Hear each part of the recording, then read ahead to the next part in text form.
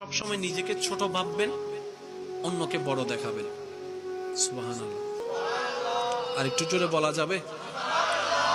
নিজেকে সবসময় ছোট ভাববেন, অন্যকে বড় দেখাবেন, অন্যকে বড় বলবেন, অন্যের প্রশংসা করবেন, অন্যের দোষ গোপন করবেন, নিজের জবানকে হেফাজত রাখার চেষ্টা করবেন, যতটুক সম্ভব চুপ থাকার চেষ্টা করবেন। মনে রাখবেন, এই দুনিয়া একদিন ফানি হয়ে যাবে, কিচ্ছুই থাকবে না। दुनिया वालों, ये दुनिया तो 2 दिन की है,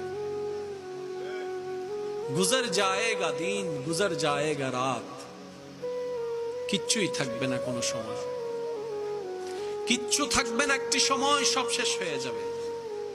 আমরা যদি রবের প্রিয় হয়ে কবরে যেতে চাই, ঈমানের পাশাপাশি আমাদেরকে যে জায়গায় সবচেয়ে বেশি ফোকাস দিতে হবে সেটা হচ্ছে আমাদের চরিত্রের দিকে।